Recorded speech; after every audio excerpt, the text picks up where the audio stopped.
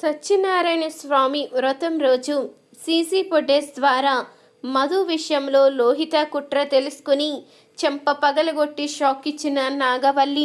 వ్రతానికైతే నాగవల్లి అన్ని ఏర్పాట్లు చేస్తూ ఉండడంతో అది చూసిన లోహిత అయితే శ్రేయతో చెప్తూ ఉంటుంది, చూసావా మీ అత్తయ్య ఎంత బాగా దగ్గరుండి వ్రతం ఏర్పాట్లు చేస్తుందో. ఇదంతా చూస్తూ ఉంటే ఆవిడికి మధు మీద ప్రేమ అనిపిస్తుంది అంటూ అనంగానే ఆ మాట విన్న వసంత అయితే ఏడుస్తూ ఉంటుంది. ఏంటి వదిన మాటిచ్చింది కానీ ఇలా చేస్తుందేంటి, నిజంగానే మధు అంటే ఇష్టమా అంటూ ఆలోచిస్తూ ఏడుస్తూ ఉండగా అప్పుడే నాగవల్లి అయితే, ఏంటి వసంత ఇదంతా, నేను నీకు చెప్పాను కదా ఈ వ్రతం కేవలం ఆ తిలక్కు గురించే పెట్టించవలసి వచ్చింది అని.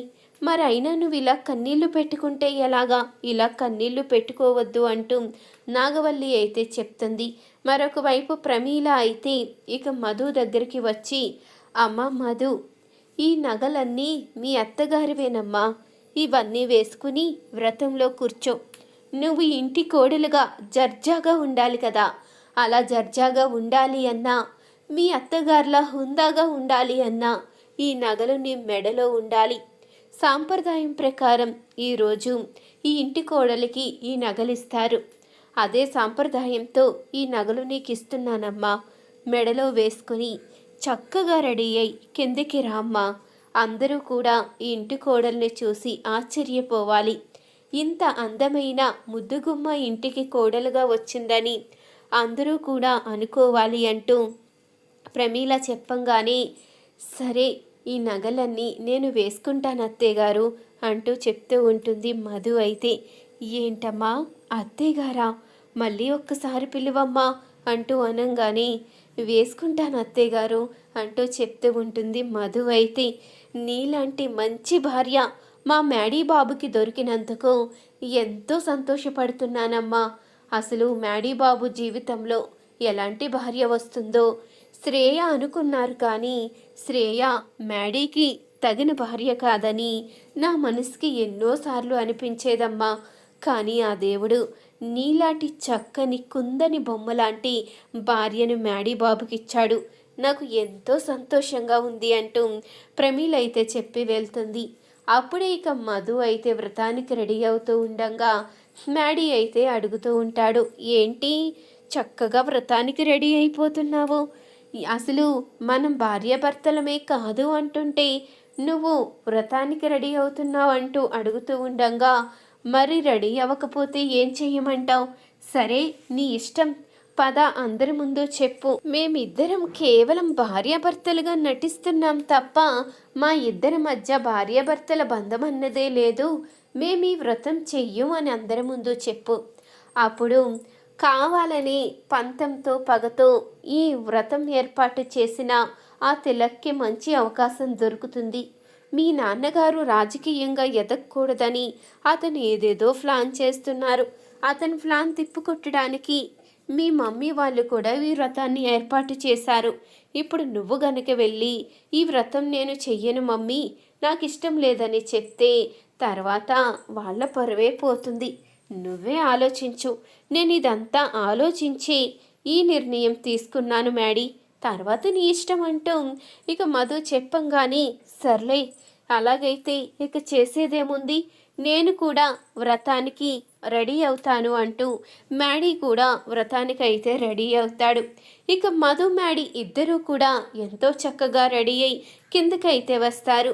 వాళ్ళిద్దరినీ చూసిన ప్రమీలైతే జంట ఎంత చూడముచ్చటగా ఉన్నారో, మిమ్మల్ని చూస్తూ ఉంటే నా అదిష్టే తగిలేలా ఉంది, అంత అందంగా ఉన్నారు అంటూ ప్రమీలైతే పొగుడుతూ ఉంటుంది. అది చూసిన శ్రేయ, లోహిత, వసంత అందరూ కూడా కోపంతో రగిలిపోతూ ఉంటారు. ఇంతలో వ్రతానికైతే మధు మ్యాడీని ఇద్దరినీ కూడా కూర్చోబెడతారు. అప్పుడే ఇక తిలక్ అయితే, ఇదేంటి ఈ పెళ్ళిని ఒప్పుకోడు, ఈ పిల్లని బయటికి గెంటేస్తాడు, అప్పుడు ఖచ్చితంగా ఆ వంక పెట్టుకుని రాజకీయంగా దెబ్బతీయాలి అనుకుంటే అసలు అవకాశం కూడా ఇవ్వడం లేదేంటి, నిజంగా ఈ పిల్లని ఇంటి కోడలుగా చేసుకోవడం వీడికి ఇష్టమేనా, పేదింటి వాళ్ళంటే వీడికి పెద్ద పడదు కదా, మరి ఎందుకు ఇలా మౌనంగా ఉన్నట్టు అంటూ ఆలోచిస్తూ ఉంటాడు తిలక్. అయితే ఇంతలో వ్రతం అంటూ జరుగుతూ ఉంటుంది. అప్పుడే ఇక ఇంతలో నాగవల్లి డైమండ్ హారం అయితే కనిపించదు. ఆ హారం కనిపించకపోయేసరికి అదేంటి, నేను ఇక్కడే పెట్టాను కదా, ఈ హారం వేసుకుందామంటే కనిపించలేదేంటి, ఏమైపోయింది అంటూ ఆలోచిస్తూ ఉంటుంది నాగవల్లి. అయితే మొత్తం అంతా వెతుకుతూ ఉండంగా అప్పుడే లోహిత అయితే వస్తుంది.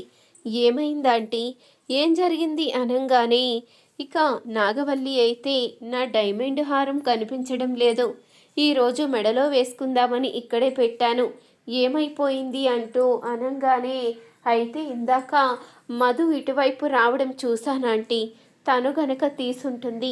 వాళ్ళ అమ్మా నాన్న కూడా వ్రతానికి వచ్చారు కదా, వాళ్ళ కుటుంబం లేనింటి వాళ్ళు కదా, అందుకని వాళ్ళకి ఏమైనా ఇవ్వాలని, వాళ్ళకి ఆర్థిక సహాయం చెయ్యాలని ఈ పని చేసుంటుందాంటీ. ఆ మధు గురించి మీకు తెలీదు, తను ఇలాంటిదే అంటూ ఉండంగా అప్పుడే ఇక నాగవల్లి అయితే ఆలోచిస్తూ ఉంటుంది. అమ్మయ్యా, నేను చెయ్యవలసిన పని చేసేశాను, ఇక మధుని అందరి ముందు కూడా ఈ ఆంటీ వదిలిపెట్టదు, ఇప్పుడు ఖచ్చితంగా అవమానిస్తుంది అంటూ ఇక లోహిత అయితే తన మనసులో అనుకుంటూ కిందకైతే వెళ్ళిపోతుంది. అప్పుడు ఇక నాగవల్లి అయితే తన హారం మెడలో వేసుకుని కిందకైతే వస్తుంది. అది చూసిన లోహిత అయితే ఒక్కసారిగా షాక్ అవుతుంది. ఆంటీ, మీ మెడలో హారం మీకెక్కడ దొరికింది? నేను చెప్పినట్టు మధు దగ్గరే ఉందా? మధు గదిలోనే దొరుకుంటుందిలే, అదే దొంగ అయ్యుంటుంది అంటూ అనంగానే అప్పుడే నాగవల్లి అయితే లోహిత చెంప అయితే పగలగొడుతుంది. ఏంటి, నువ్వు నా కోడల మీద నింద వేస్తావా? అసలు నీకు ఎంత ధైర్యం? నా కోడలు ఏ తప్పు చెయ్యకపోయినా తనని నిందిస్తావా? అసలు మధు ఏం తప్పు చేసిందని, నీకేం అన్యాయం చేసిందని తనని అందరి ముందు కూడా అవమానించాలని ప్లాన్ చేశావు.